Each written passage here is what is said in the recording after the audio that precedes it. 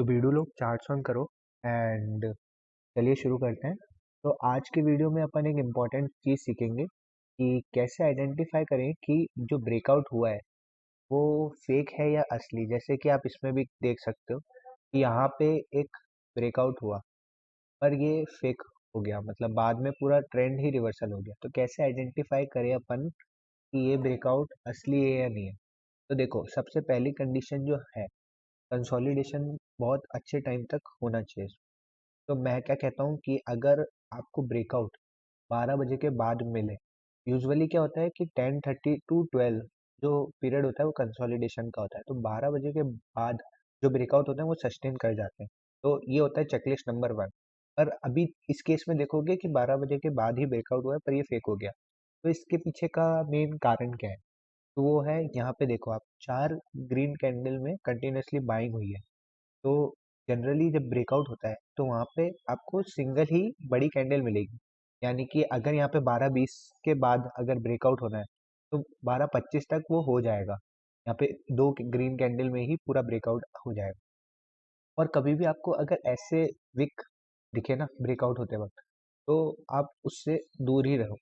जब तक पूरी प्रॉपर जो हाई है और क्लोज है वो जब तक प्रॉपर नहीं हो ना, ऐसे विक हो ना ऊपर की तरफ, तो उसका ये मतलब होता है कि सेलर्स प्रेस कर रहे हैं, कंप्रेस कर रहे हैं। तो फिर वो ब्रेकआउट फेक हो जाता है। तो इसलिए यहाँ पे एक अच्छी एंट्री नहीं बन रही थी मेरी। यहाँ पे 4-4 ग्रीन कैंडल बन रही है, फिर मैं अगर बाय करूँगा तो एक रेड कैंडल आएगी, तो फिर रिस्क मैनेजमेंट भी खराब हो जाता है। तो अभी क्या प्लान है निफ्टी में, अगर अपन डेली टाइम फ्रेम पे देखेंगे तो यहाँ पे एक मेजर सपोर्ट है 24,340 का। तो उसी से यहाँ पे पहले एक बाउंस बैक ऊपर की तरफ आया है।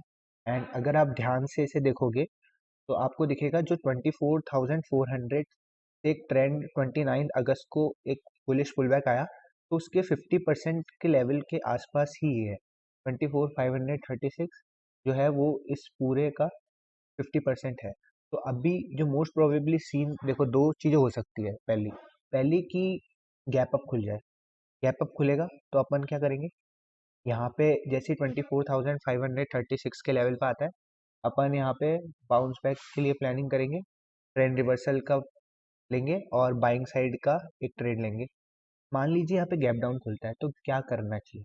तो गैप डाउन खुलेगा तो उस केस में अपन यहाँ पे सेलिंग प्लान करेंगे, पर निफ्टी में नहीं, बैंक निफ्टी में। बैंक निफ्टी में देखोगे डेली टाइम फ्रेम पे, अगर निफ्टी थोड़ा गैप डाउन खुला तो बैंक निफ्टी यहाँ पे खुलेगा 53,490 के लेवल पे। अभी ये जैसे ये ब्रेक करेगा, इसका कोई भी नेक्स्ट सपोर्ट नहीं है दूर दूर तक। तो सेलिंग की ट्रेड अपन बैंक निफ्टी में करेंगे, यहाँ पे अपन को लंबे टारगेट्स मिलेंगे। पर अगर मान लीजिए गैप अप खुलता है तो फिर अपन को बाइंग साइड की ट्रेड लेनी है निफ्टी में। रिवर्सल प्लान करेंगे पहले 24,536 के लेवल पे, वहीं पे अपन फर्स्ट रिवर्सल मॉर्निंग हाफ में प्लान करेंगे। तो 5 मिनट्स पे कैसे ट्रेड ले सकते हैं, मान लीजिए थोड़ा गैप अप खुलता है 24,630 के अराउंड, यहाँ पे आता है फिर 24,536, यहाँ पे कोई हैमर या एनगल्फिंग बनती है, अपन रिवर्सल का ट्रेड लेंगे। एंड ये तो हो गया बाइंग साइड का।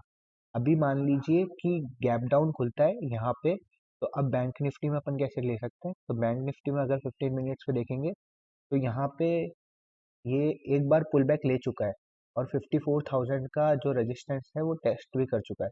अभी वापस नीचे आ रहा है। तो अगर मान लीजिए यहाँ पे 53,524 के अराउंड खुलता है मॉर्निंग हाफ में, तो जैसे ही ये ब्रीच करे ना, तभी मैं यहाँ पे सेलिंग की पोजीशन ले लूँगा बैंक निफ्टी में। दूर दूर तक कोई यहाँ पे अपन को सपोर्ट नहीं दिख रहा है, तो बहुत अच्छे टारगेट्स मिलेंगे। तो यही था आज का एनालिसिस। चलिए मिलते हैं अब अगले वीडियो में, तब तक के लिए ओके बाय।